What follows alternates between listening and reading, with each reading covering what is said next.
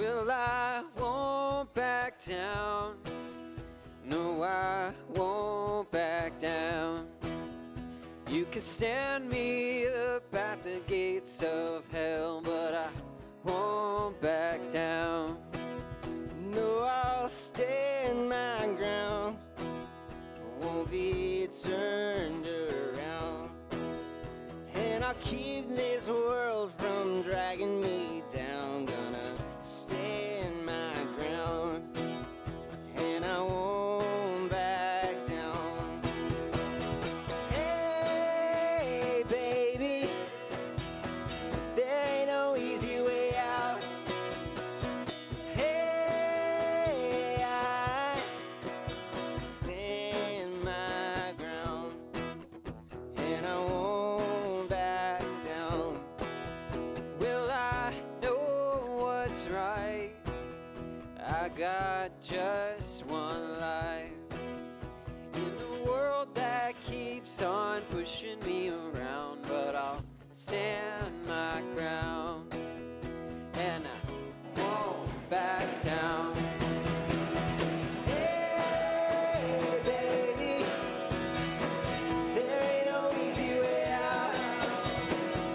Hey, I stand my ground, and I won't back down.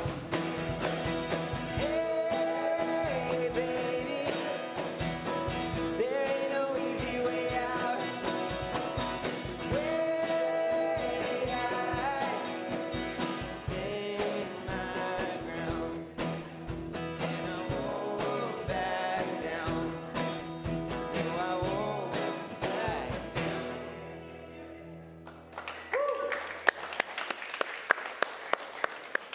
Good evening, good evening, good evening. Welcome to Collective's 5 p.m. Liturgy. I'm Ben. I'm the pastor of the church. I'll be your host for the service tonight. Here in beautiful, if not increasingly too hot, downtown DeLand, Florida, and around the world at wearecollectivechurch.com. You can subscribe to stay connected. We're gathering safely in person. We're also streaming online. If you are in the room and you don't want to be on camera, you want to locate yourself over there, in person and online, live now or later on, whenever, wherever. Your presence, and I'm making eye contact, your presence makes us who we are. Welcome. Liturgy, which is what we are here to do. Liturgy means the work of the people. It's not our show, the people on stage. It's an opportunity for all of us to work out spiritual community together. Here to help us work tonight are our liturgists. Kenny, their online host in the room. So if you are online, hello to you. If I could make eye contact with you right now, I would. This is as close as I can get. But the best you can do is to chat with Kenny. Let him know that you're online. Give him a shout out. Even if you are shy and you don't want to be a part of the conversation, that's fine. Just let Kenny know that you're watching, and we'll know who is online with us. Thanks for being here. We've got Bill, Mac, and Katie on the couch with us. Hey, Bill. Hey, Katie. How you guys doing? Welcome. Great. We'll give them a hand. Fred and Brooks are back with us. Coffee is back. It looks like Mary Ann is holding down the bar. So a big hand for Mary Ann. Coffee's back. Grab some coffee. And to Collective Cares for hosting the bar this Pride Month. Thank you guys for that. If you or a family member or a friend or an enemy you think should do coffee at the bar, you want to talk to Heather. Where's Heather? Heather's here somewhere. You can find Heather. Heather is actually, talk to Mary Ann, right? Mary Ann's, and now Mary Ann's not here either. Well, this is just a surprise. You know what they call this? They call this show business, I guess. They're nowhere to be found. So the point is, you can be a barista if you want to come and help. You can come help clean the room. You can open the room. You can close the room. You can help with kids and childcare. If you want to be involved, there's a way to be involved. So talk to Heather. We'll find you a way. The point is, we all are Collective Church. Bill is going to remind us what that means. Here's our community statement. Bill, go for it. Good evening. We value highly the metaphor of journey. We're different people from different places and backgrounds, representing an intergenerational community, and we've traveled different paths. So we agree not to make assumptions about the person across from us, next to us, or in conversation with us. We challenge ourselves to be sensitive, knowing this community includes a diverse group of people, from lifelong followers of Jesus to people who are just now open to the idea that God might exist. We strive to avoid offense, ask good questions, articulate and explain our responses. We don't assume fluency in Bible, spirituality, or church language because we believe the message of Jesus is not for Christianity, but for humanity. So we do everything in the spirit of love and grace.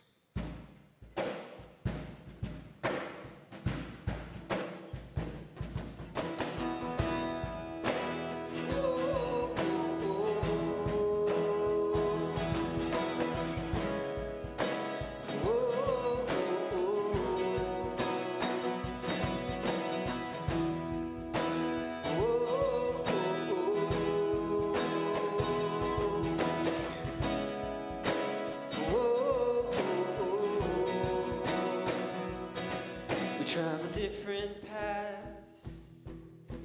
We're beautiful people with messy pasts, so have no fear, no judgment here. Whether you believe in Jesus or don't believe in anything, something you can teach us. You belong. No right, no wrong. Leaning into grace. Help us make a place with an open table. No one's turned away. Well, love without why.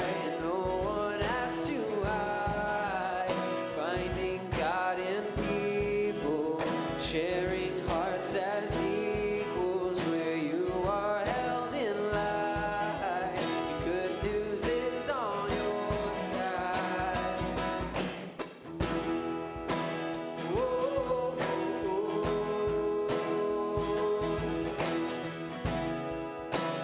Whoa, and life is full of mysteries, and solidarity helps us to find some peace in the great unknown. You don't have to be alone, no. Leaning into grace.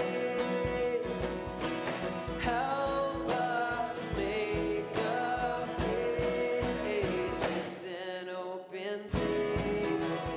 No one's turned away. Well, love without why. No one has to hide. Finding God in people, sharing hearts as equals, where you are held in light. Good news is on your side. Whoa,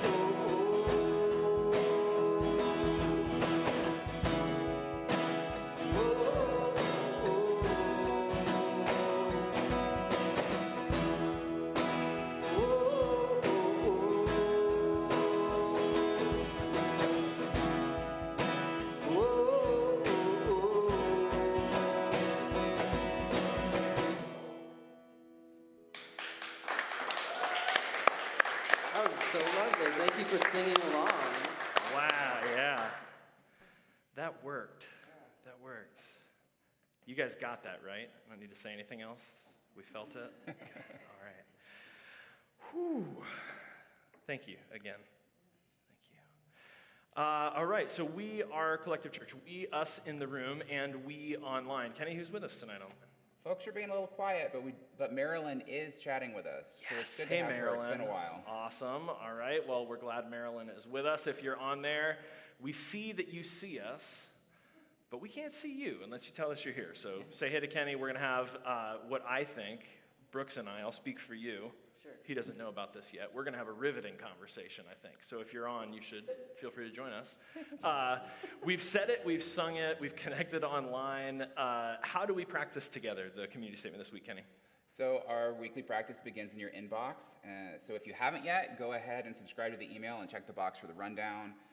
Then you can pick which groups you want to see within the rundown, like collective yoga or collective cares. You can customize your dashboard for both communication and practice. Cool. So we've got this kindness cards campaign going. We want to continue thanking Jenny Beth for giving us the opportunity to merge kindness and creativity with this ongoing campaign through the Create space in the back. If you missed last week, for the entirety of June, you'll be able to make cards to share words of kindness and encouragement to those around us. We're presenting a new opportunity each week, with this week being the chance to send cards on behalf of Collective Cares to the Orlando-based Zebra Coalition. The coalition assists young people facing a range of struggles, including homelessness, bullying, isolation from their families, and physical, sexual, and drug abuse. We'll be focusing on sending cards in support of homeless LGBTQ plus youth who have been rejected by their families, but have found short-term housing through the coalition. Heather and I will be working on figuring out further details this week. All you guys need to do is drop by the Create space during open hours, which is Tuesday through Friday, 11 to 6, and Saturday, 1 to 9. You can tell Jenny Beth you're there to make a kindness card and you'll be on your way. If you want to make some general kindness cards, or you weren't able to make one for Melissa Reed last week, you can still do that too. Awesome. Thanks so much, Kenny. How many of you guys have done kindness cards so far? All right, so there's a few of us here. Cool. If you haven't gotten a chance, please don't be intimidated either if you're not like a crafty person, if you haven't been given that gift. You probably have a nice message somewhere in you that you could pass along. And I'm trying to take, Dan, maybe you can help me. I'm trying to take away some of the fear of like, what would I put, you know? So imagine yourself, you're a teenager, you know who you've been for some time. You probably have a sense that your family won't accept you. You've made a big step and things haven't gone well. What's good news in a card from a church? What do we write in something like that? Because part of what we're saying is this matters. Messages of kindness matter. Random messages from people who care enough to say, we're explicitly a church that not only is open to you, but affirms you, who you are, as you are. Dan, take some of the fear out for us. It's easy. I think telling them that we love them, Okay. and that we find them they're a part of the community. And the other thing is, there's a lot of women in our church who said they'll be their moms if their Yeah. moms have rejected them. Yeah. It's been said by many women here, so. Okay. Well, you've heard it straight from Dan. We have those opportunities. Also, if you don't know what Melissa Reed is struggling through, you want more details, we're happy to share that. But if you haven't been around for the part of the story where Collective was homeless for more than a year and had our services in the Table restaurant, that was all a gift of the Reeds. They never asked us for a cent. And now Melissa is going through it, and what it means for us to be a church is to be there for her. And again, maybe you feel awkward. That's okay. Deal with your feelings. Because people need us to be supportive. You may feel awkward, but it's also time to say, I don't even know how to say, I'm sorry for what you're going through. I don't even know how to say thank you. Write it in a card. I don't know what to say, thank you. I don't know what to say, I love you. Get it out. Let it come out. Some of that's for you, some of that's so that we can get it out in the community. Anyway, so engage in the kindness cards. That would be really cool. There's going to be one more opportunity next week. Yeah, and it'll probably carry through like the start of July because that gives us a little bit more time, so. Yeah, we're okay if kindness overflows, right? Yeah, that's okay. it We don't should want to keep it overflow. all in June. We can. So this coming Tuesday is the second week of Bill opening his home as part of a 7-week series on Hildegard of Bingen. For further details, for example, the where and how of it all, you can check the Facebook event. After some discussion and brainstorming, we figured out a way to get the group in your inbox with the rest of the rundown, though. We have a special new group category for what we're calling seasonal gatherings. These are exciting opportunities to connect with each other, like Bill's group, that are distinct from our regularly scheduled programming, but give us an opportunity to discuss and learn while also enjoying fellowship with each other. If you're signed up for the rundown, you will automatically receive an update about seasonal gatherings for the next couple of weeks, before it becomes exclusive to those who update their preferences for that group. All right, let me pause you, because I know that you guys, if you're, Fellowship? what? He did say fellowship, so we've got to stop, because that means being together, which is okay. It's not. Heather. If anybody was waiting for regular coffee, it's been refilled, so. Yay! Awesome. Thank you. Well, I think we're going to take a coffee break in a second, because I'd like one. What was I just thinking? Heather. fellowship. Why else did we have to stop? Yeah, Updated man. preferences. No, it's okay because it wasn't just you. But important things. Oh, short run community groups. So if you didn't catch what Kenny just said, we've been talking ever since we came back in about the rundown and how important it is. We're trying to figure out how to let you guys know when we do a short run community group, like 7 weeks, this is 7 weeks at Bill's house, but it's not going to be something that we do without end all year. So where do we communicate about these seasonal things? Now there is a single box you can check called seasonal gatherings. And that will have, like the 7-week run of Bill's group, when we start some other things, it'll have those in it. So I like it because there's pressure. You guys have 3 weeks. So this new seasonal gatherings is going to show up in the rundown every week for the next 3 weeks. And then it's only going to stay there if you've checked the box. So don't be lazy. Check the box if you want it, because it's not going to be there forever. Is that right, Kenny? Correct. Okay, cool. Yeah. So now you know. You've been warned. Seasonal gatherings. So, Ben, Fred, Yes. you guys have had a lot of meetings this week, both for faith campaign objectives like affordable housing, but also with folks like NASCAR trying to raise corporate funds in the fight for justice. How's that been? Yeah, Fred? Well, we invited a bunch of people to show up to a virtual corporate visit that we had with a representative of NASCAR this week to kind of explain to them that NASCAR fans in Volusia County who love to see them also love to see justice. Yeah, absolutely. So if you guys aren't familiar with faith, you definitely should get involved. You can talk to Freddie, Steve, Bill, me, anybody who's been a part of it. So think about this. When we think about our county and what justice means in our county, this is sort of the beginning of the question that we're trying to resolve.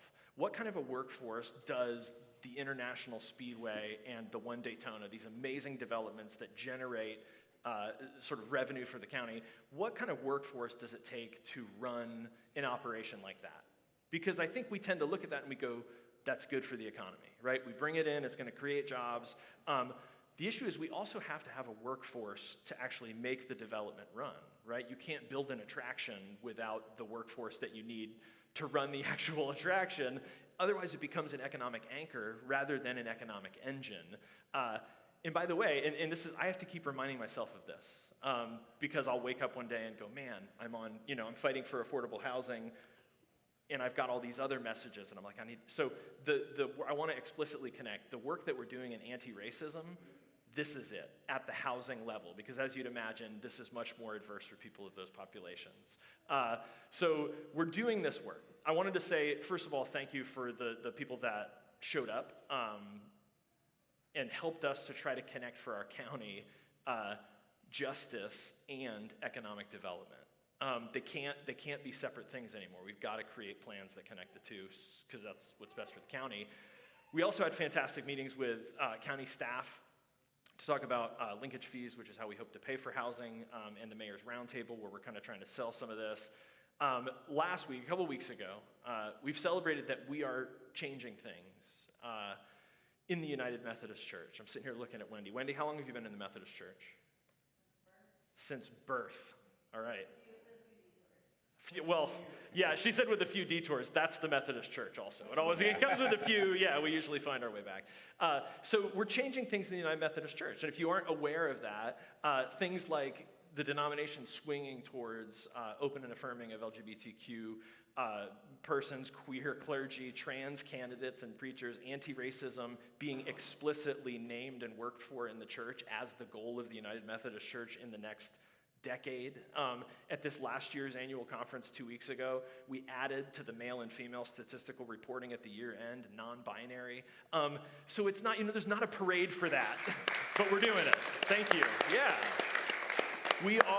We're making progress, little by little, and I want you to know, and I know a ton of the time it doesn't feel like it, because it's like, how could something as small and weird as collective really make a difference? I'm telling you, the United Methodist Church is the second largest denomination in the world, and we're changing Florida.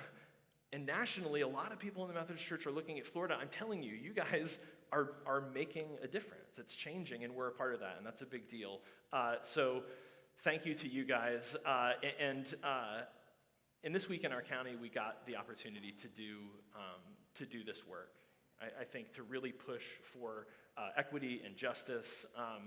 And that's worthy. Part of what we do when we get together every week is we say that these things that we're working for, they're worthy of our formation, meaning they're worthy of us changing our lives to be about that kind of work, and they're worthy of celebration, which is why we get together every week and say, hey, it's worth us being together and working for this. Why? Because it's working. And it doesn't always feel like it, so it's important to remind ourselves.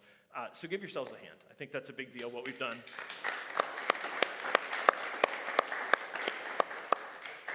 All right, so Kenny, take us away.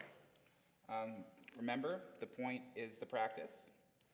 From the rundown to weekly practice to giving, make your plan now to do what you might not want to do later this week. And of course, if you need any help, I'm more than happy to help you right after the service at the bar. Awesome, thanks, Kenny. Okay, so we've talked about it a bunch and narrated a bunch. Let's practice. If you guys want to kind of settle into a position where you can get quiet, if you're in a place where that can be a little more straight up and down, set a little heavier in your chair, breathing into your diaphragm all the way.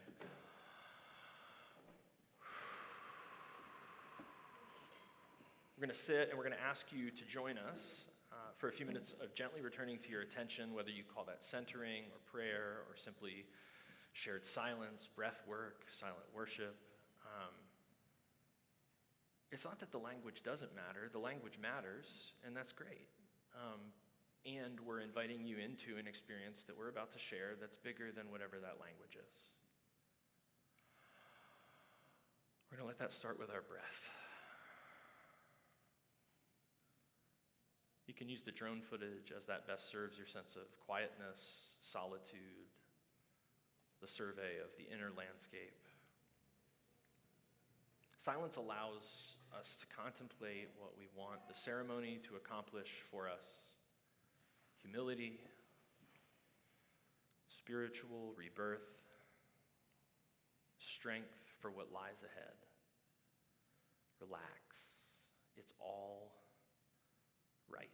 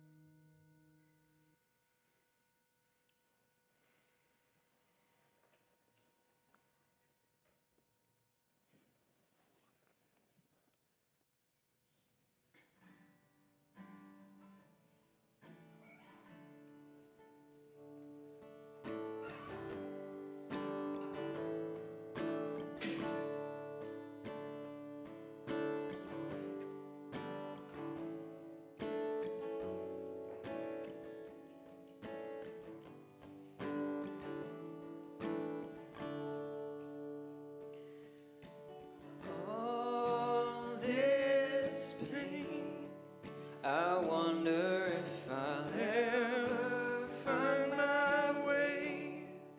I wonder if my life could really change at all.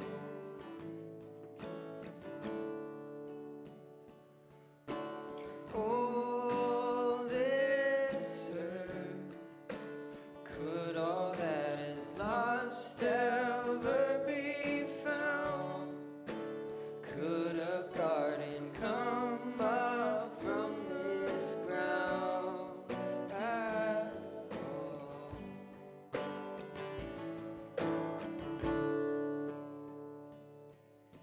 You make beautiful things. You make beautiful things out of the dust. You make beautiful things. You make beautiful things out of us. All around, hope is springing up from this old ground. Out of chaos, life is being found in you.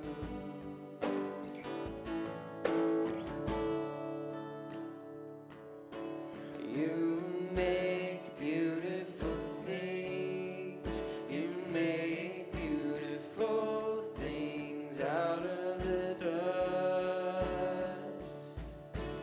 You make beautiful things. You make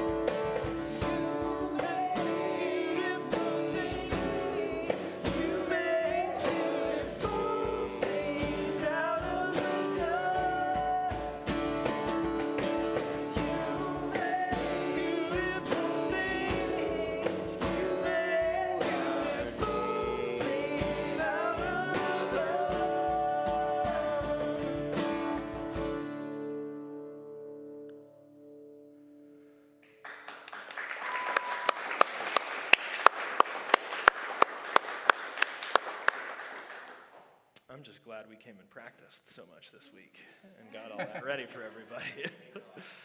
Oh, man. Okay.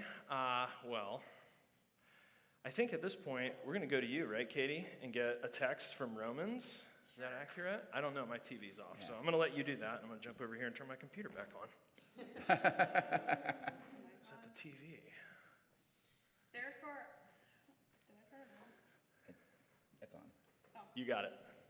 Therefore, I urge you, brothers and sisters, in view of God's mercy, to offer your bodies as a living sacrifice, holy and pleasing to God. This is your new, true, and proper worship. Do not conform to the pattern of this world, but be transformed by the renewing of your mind. Then you will be able to test and approve what God's will is, his good, his pleasing, and his perfect will. Awesome. Thank you, Katie. How many of you guys have heard that text? Yeah, let's do it. Thank you.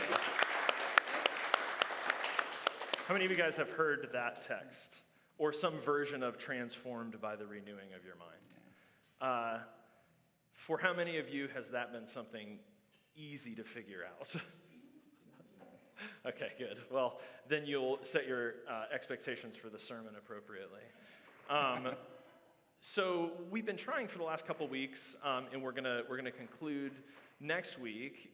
We've been trying to reclaim a more optimistic perspective. What time is it? I want to make sure I got the right time. Oh, we're good. Plenty. We want a more optimistic perspective on human nature, and so we've been focusing our attention and intention this month on kindness, the word kindness, and how we sort of reflect on it and practice. So last week, Heather did a fantastic job. Let's have another hand for Heather for last week. Thank you. So Heather invited us to intentionally seek the good in others, and not just the belief in that of God in everyone, but the commitment to find that of God in everyone. Not just the belief, but the practice. To actually have a bias towards kindness. To choose kindness. To live as if kindness is real and matters and changes things. To walk around, and I know especially those of you who are well, really probably every one of you, I could say, have had close enough conversations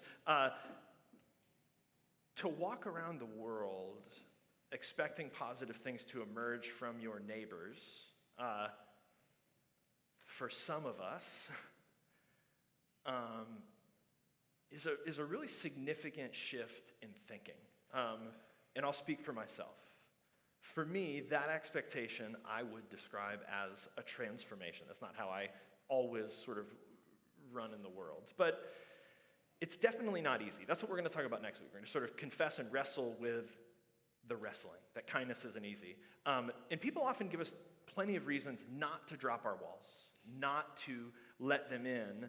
And I don't think what we're talking about, we said this with wonder, I think it's also as true, if not more, with kindness. It doesn't happen overnight. We open ourselves to trust and connection over time. And I think you guys know this to be the case. That we, when it feels organic, when it feels safe to us, we over time will let somebody in. And I think, why shouldn't it be the same when we're doing the work of intentionally expanding our consciousness? When we're trying to grow spiritually, or whatever the language is we use, it's a gradual process. It requires our constant intentionality to choose to change this way that we see the world. And I think that the text, if it says nothing else, is reminding us that being transformed by the renewing of our mind is the pattern. That's how life works. That's how progress works. That's how we are any different tomorrow than we are today. And, maybe over, for me, 20 years, we finally go, okay, wait, so we have to practice being transformed by the renewing of our mind. That sounds hard. And the deal is, and this is sort of both the blessing and the curse of sacred community, even if it works tonight, right? Even if the light bulbs couldn't come on and you go, my goodness, kindness really is the way. We're all still going to be here next week practicing, because for the rest of us, it probably didn't work. And there's going to be seasons where for you it doesn't work, and for some of us it does. And that's why it takes the community for it to really work. Renewal is never one and done, right? That's why the word is not newel. It's not done, it's renewal, it's evergreen. And what I love about this passage, though, and I'm kind of sideways smiling at Michelle, how do we reconcile the language in this passage that simultaneously wants us to hold evergreen and living sacrifice?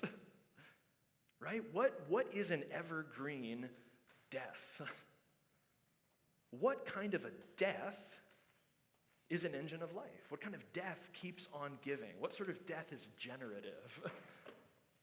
We have to, I think the passage is saying to us, we have to keep sacrificing, we have to keep dying to, we have to keep surrendering before the God who is, at the very least, the spirit of progress, the God who is expansion, the God who is the buoyancy of our own consciousness as that expands. We must never stop sacrificing the old mind, I think is what the writer is saying in this famous passage. That if we ever get to the point where our mind is done, we're done. We can never stop sort of sacrificing and surrendering and allowing to sort of see and pass the old mind. The surrender of the old mind is the only fertile soil for renewal. And you may be going, okay, so what? Heather connected these dots last week, and it's not enough to renew our minds, right? And this is a problem, especially for progressives, because we love to study things and have conversations. So we're really good at renewing our minds to like some books and some podcasts and some YouTube and TED Talks and NPR. We're about it. We can renew. Listen, I've tried to fix the world several times intellectually, and I don't think I'm going to get there. We have to also be transformed, and there's a word in transformed, and that word is formed. That means whatever happens in our mind has to actually take a form. And it's saying that what happens in our mind should actually change our form of life. It should change our form of life. And around here we use the word practice. The text felt a little bit like we're in a process that we know that we're in it, but we're not yet done with it. How many of you can identify in maybe one area of your life a process like that, where you're definitely in it, but you're not done with it yet? That should be every hand. If not, you need to teach me, be my guru. Isn't the same gradual process of changing your mind and then changing maybe like your interactions with the people you interact with, and then subtly maybe your behavior starts to change, and then before you realize it, your life has changed? These little things. Do not conform any longer to the pattern of this world, but be transformed by the renewing of your mind. The text seems to imply that the work isn't done yet, that the renewing of our minds has to be made complete in a more lasting way, which is what we're talking about. And this matches the path that we sort of have laid out with kindness, right? Week 1, we said it starts with the renewing of your mind. And this is a conscious choice to choose to believe that the world is a better place than you fear it is. We decided to assume the best in people. Do we do it all the time? No. Do we do it perfectly? No. Does it always work? No. But the data says that choosing to assume the best in people is actually what's best. And not for them, for us. You don't even have to be altruistic to choose kindness. It's actually what's best for you. And then week 2, last week, Heather said, transformed means changing in our relationship to the world. That we become less tied to impulses, less tied to our drives and our reactions, and these things that rule the world of power and ego and greed and comparison. You know, there's this famous passage in the Bible that says something to the effect of, you can't love God and mammon, right? You can't love God and money. I think this one is a mutually exclusive one also. You can't practice kindness and selfishness. I think sort of the invitation into the practice of kindness has to begin with the posture of kindness, which is selflessness. So the change of mind and practice allows us to see, and I can't remember exactly how the text says it, but it says, then you'll be able to see basically what God's will is, God's good and perfect and pleasing will. The more our mind changes, the more we follow up the way our mind is changing with the practice of kindness, the more clearly we can see the goodness, the wholeness, the connections with people relationally, these things that we call God. The more we think it, the more we practice it, the more we see it. It's kind of the principle of you look for it, you find it. So most simply, for us, this requires action, right? And confession. Now that your perspective is being renewed, right? We've talked about the data, and the data means that we should be kinder people. How do we keep that flow of goodness going? First of all, treat others well. And this is rudimentary stuff, right? Treat others well. And the first thing is so that they can be transformed. And so this is a part of not just thinking the best of other people, but also wanting what's best for them.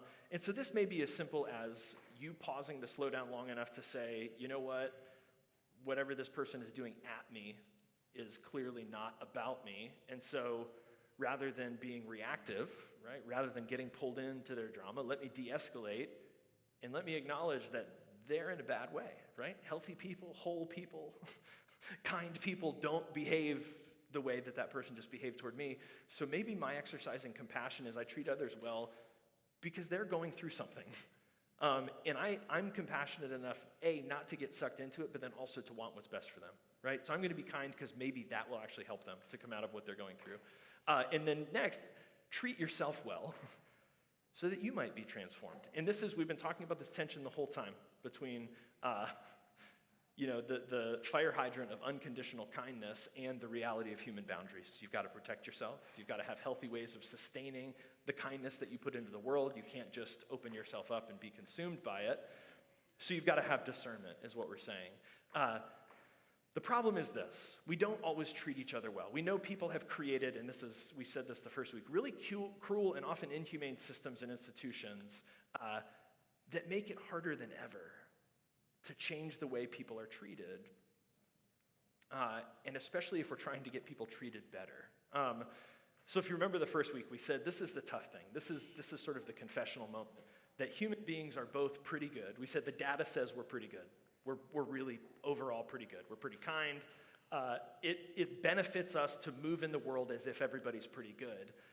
And we also have to reconcile the fact that we are uniquely horrible in creation. That no other living being has devised the kind of torture that we've done to one another and the planet. And these are both real.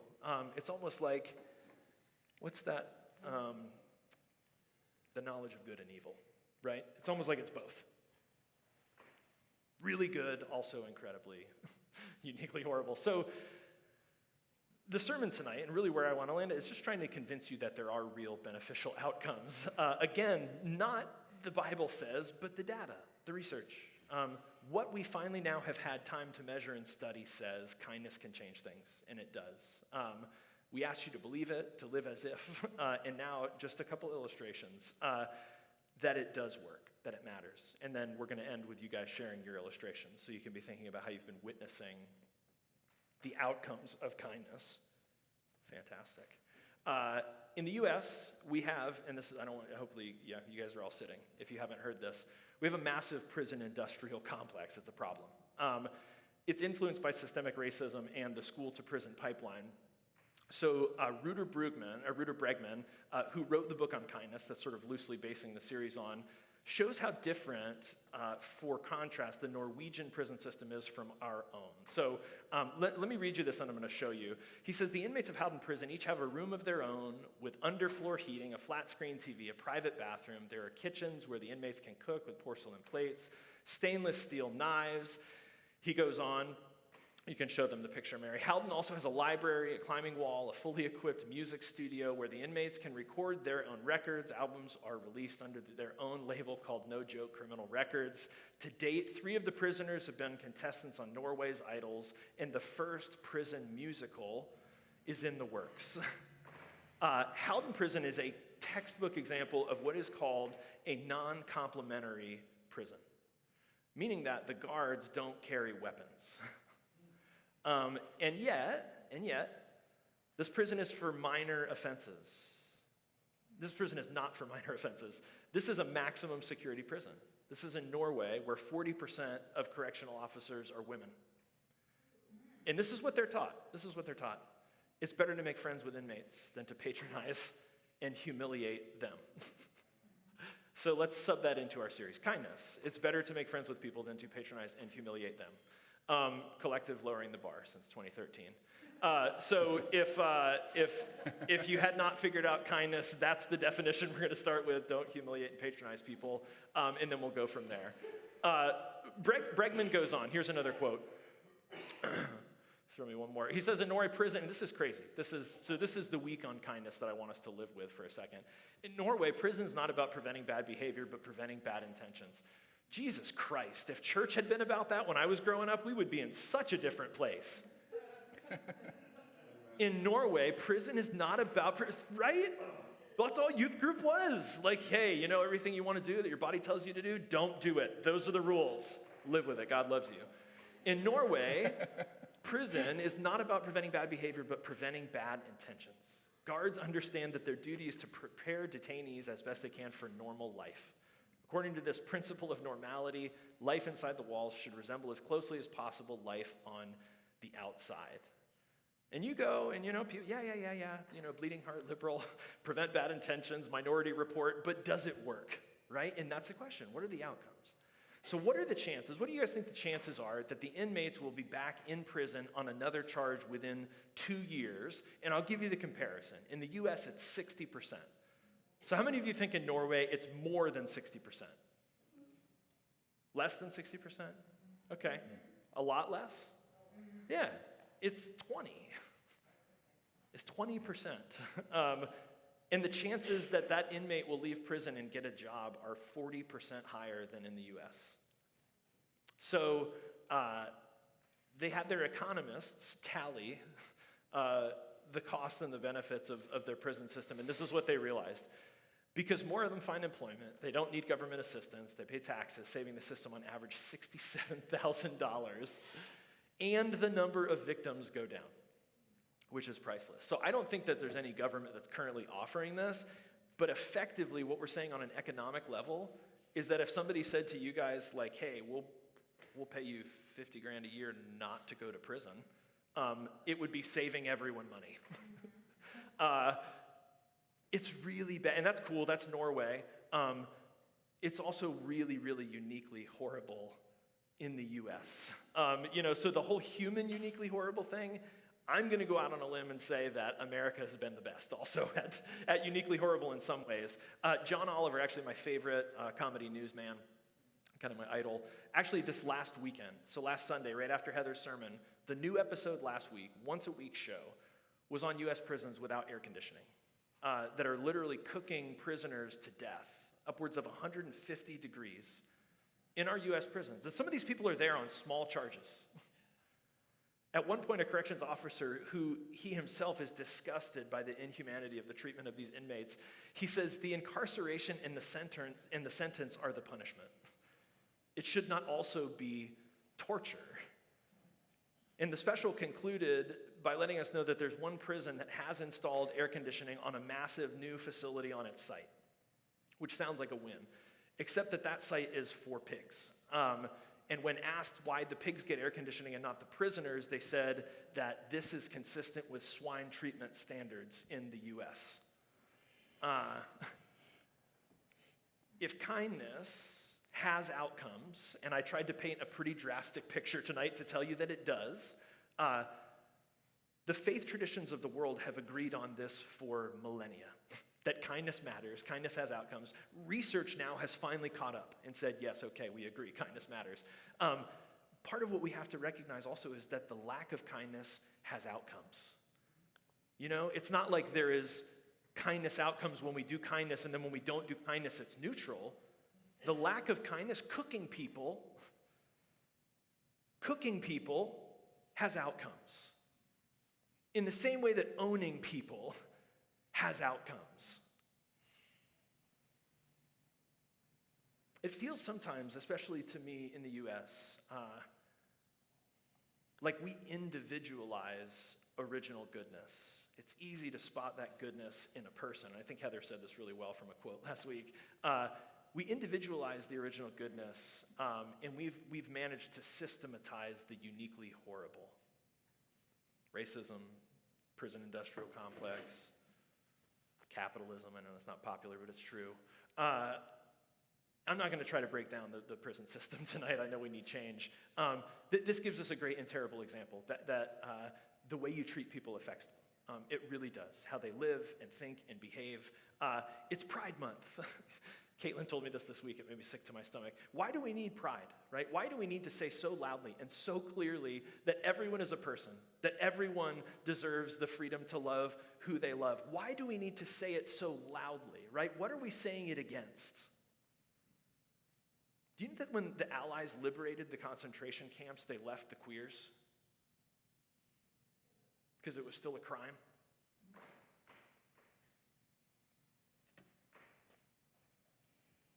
Just a little bit of kindness, just a little bit. A little bit. Kindness should have mattered more then. It really, really should have, and it sure as hell matters to us now. How we treat people matters. It has real outcomes. And it's easy and convenient for us to sit here and conjecture about it because we have the luxury. But the absence of kindness is not, I had a bad day. It's genocide. It's people's lives. It's what we're allowing ourselves to think about other human beings and living creatures. How our systems and policies treat people matters. The kindness you choose to find in people, the kindness you choose to participate in systemically especially matters. And you may go, well, there's no such thing as a kind policy or an unkind policy. Bullshit. There is. We can do better, and we have to do better at the policy level, because that's where racism lives. Not in your good and bad intentions, but in the way we build systems. We can do better, and so we have to. The text says, be transformed by the renewing of your mind. And I think sometimes we start the transformation before we're really even aware of it, right? We're not even aware, but somebody's been kind to us, and all of a sudden we're opening to a new experience. It happens to us almost beyond our ability to conceive sometimes. Like prisoners who are treated like humans, like law-abiding, contributing members of society again and again and again. For those guards, their practice, what they get up and go to work every day to do, their practice is to instill humanity in people who've been dehumanized. And they treat these people like they're humans again and again and again. And so statistically, more and more and more of them become human beings again and again and again. We can change others through kindness. We can change ourselves with kindness, which is where we should start. And we can be changed through the kindness of others. And I guess part of what I want to do this week, and we're going to have a conversation in a second, but I want to invite you to allow yourself to be a secondary served character this week. So instead of you needing to go out and figure out who needs kindness and how you're supposed to deliver it to them, this week let's focus on what it means for you to be a recipient of kindness. And just put your radar out and just ask yourself, how does kindness come to me during the week, my regular week? Don't go out looking for it, but just do an inventory on the way kindness shows up to you. And let's start here. How are you guys? So I gave you this massive example of the prison system, good and bad. How are you guys day to day witnessing the outcomes of kindness? How is this real? How's it making a difference? Bill? I have a patient who is a prison guard. He just retired, but he made it a point to tell me that he did exactly that. He would talk to the prisoners like they were human beings. He would, give them guidance and just treat them with respect. And he said, they always had my back. He said, I am never in danger. Yeah. And in this county, and it's a loss that he retired, really, but he couldn't take it anymore, the way they treated and the way they cool off in prison, at least in northern Florida, probably here too, is they put their sheets in the toilet, soak their sheets, and wrap themselves in the sheet just to cool off in the summer. Yeah, if you didn't hear that, Bill was sharing there's a big prison up north, right? Steve, I can't remember where it is, but North Florida, where that's the way the inmates cool themselves off, is to dunk their sheets in the toilet water to cool it off and then wrap themselves because the temperatures get so high. Day to day, how are you guys seeing the outcomes of kindness? Where is it making a difference? Jess? All right, my neighbor last week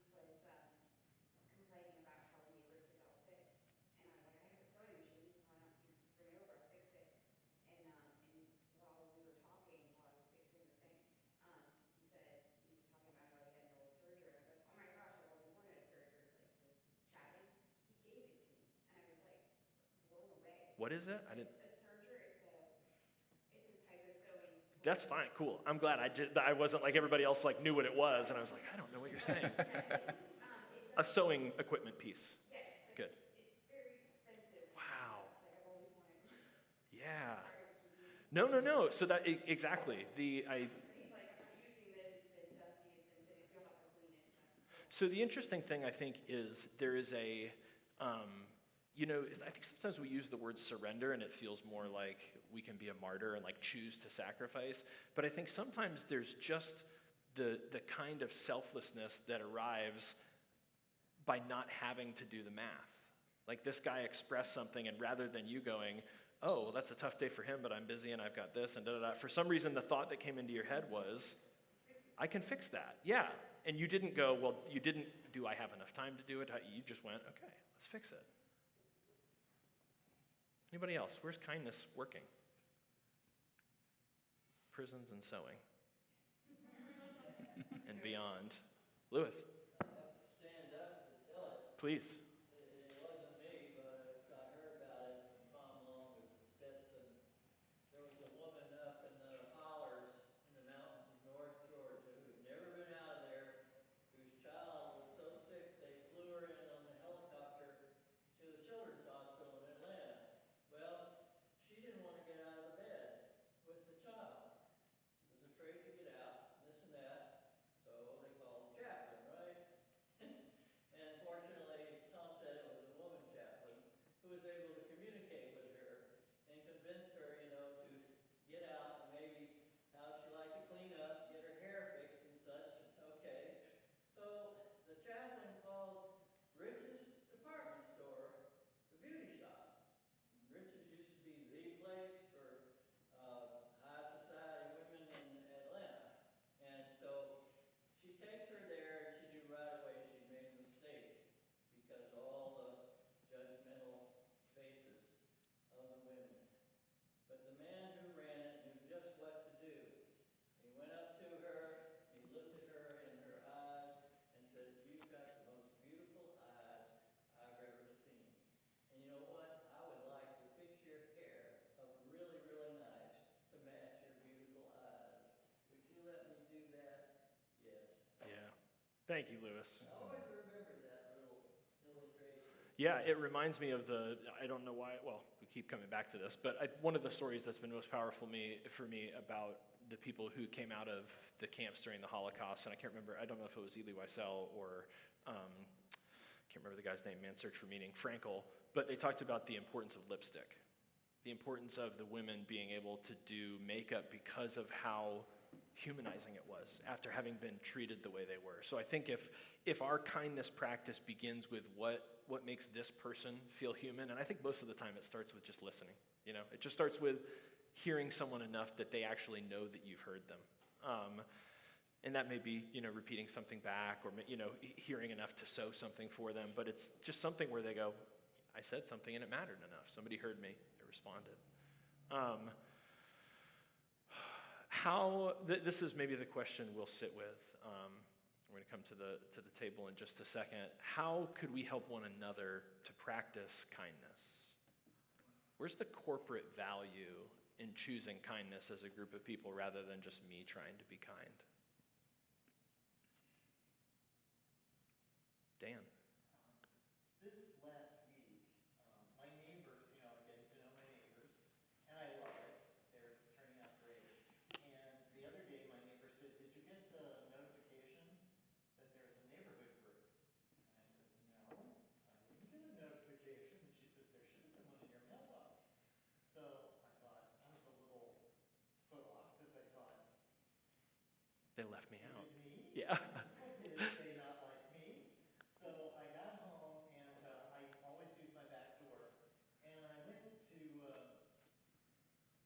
the mailman arrived that day, and I went to open my door, and stuck between the gap of my door was the notice that they're starting a neighborhood online group so that we can help one another, which is what Christy Yeah. was trying to tell me, that this was what was happening. But of course, I made a judgment, and for self-esteem, thought maybe because I'm Man. Where I was making all those judgments about myself, when in fact, I was included. As a matter of fact, they even went up to my door Yeah. because they knew what I was doing in the neighborhood rather than put it in the mailbox. So if you didn't hear that, what a great example, because you've got both they've gone further than you feared they hadn't. Not only is it that you've got the invitation, but you've got the invitation at the door. The question is, so the practice is in that moment where it's not in the mailbox, we have a choice to make. The invitation's not there. And again, this is what the Bible says. This is what the spiritual traditions of the world have said for thousands of years. Choosing kindness is better. Now, the author of this book, Walter Bregman, also says statistically choosing kindness is better. So we open the mailbox, that's our moment.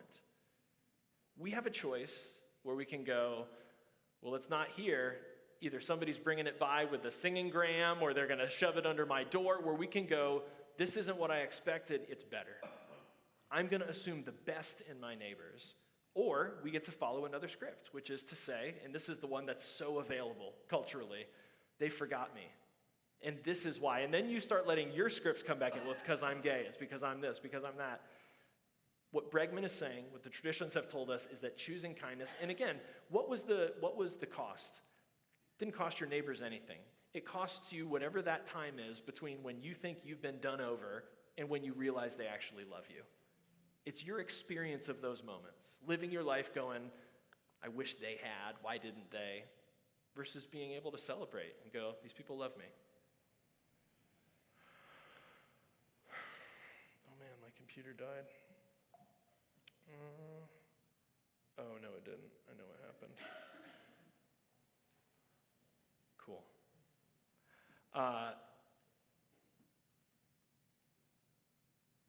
We're going to come to this table and receive the Eucharist. This is a symbol for us and for our tradition of the materiality of our faith and the humanity of God. And if you haven't made the connection, when we say the materiality of our faith, we mean that while people are cooking in prison, our work is not done. And by the humanity of God, we mean that we understand God to be in the cell with the people that are cooking. And that's how seriously we want to take our justice and our values. This is a reminder that we ourselves are the body of Christ, those in this room, those in prison, those keeping them in prison. We ask Christ, body to be given, and blood to be shed for the reach. The table of this unconditional belonging and transformative love is set for us tonight. As always, it's open to us and to all people, and no one will ever be turned away.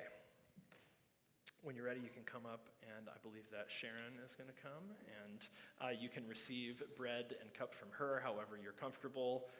Let's share with one another this meal in these words: bread for the journey, nourishment for the soul. Come when you're ready.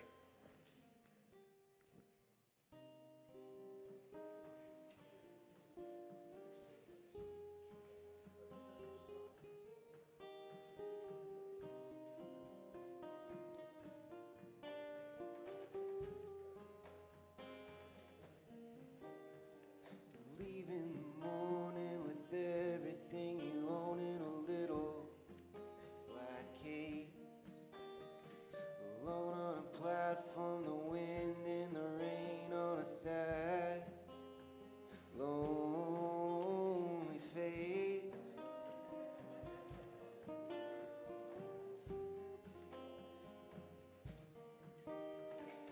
Mother would never understand why you had to leave. The answers you seek will never be found at home. The love that you need will never be found at home.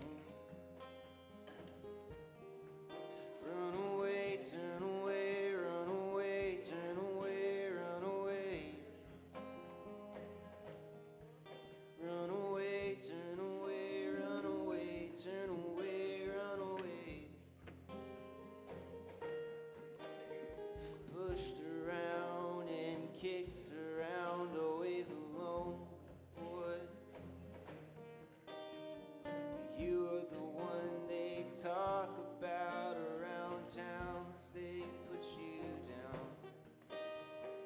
hard as they try to hurt you and make you cry.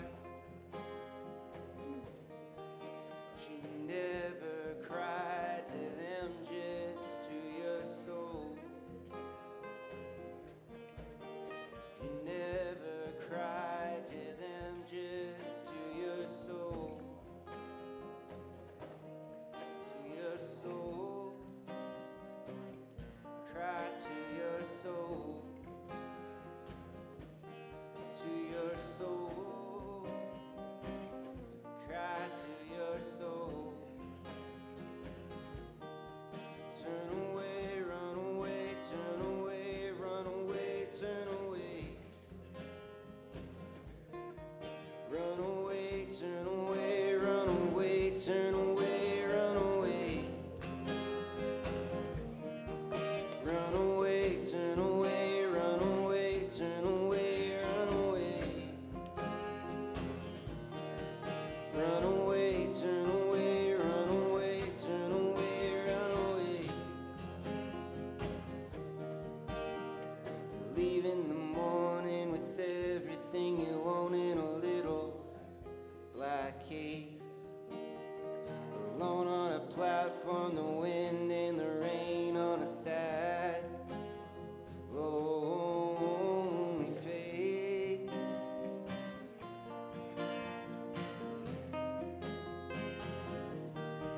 Run away, turn away, run away, turn away, run away. Run away, turn away, run away, turn away, run away. Run away, turn away, run away, turn away, run away. Run away, turn away, run away, turn away, run away.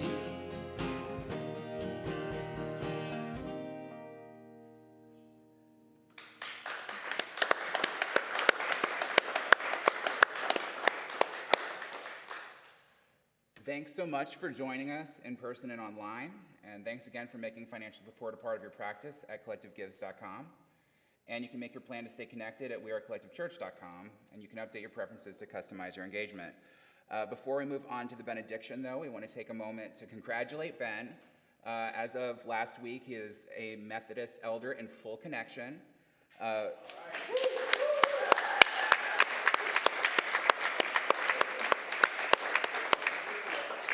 We have a delicious gluten-free carrot cake from Centro Tea for him.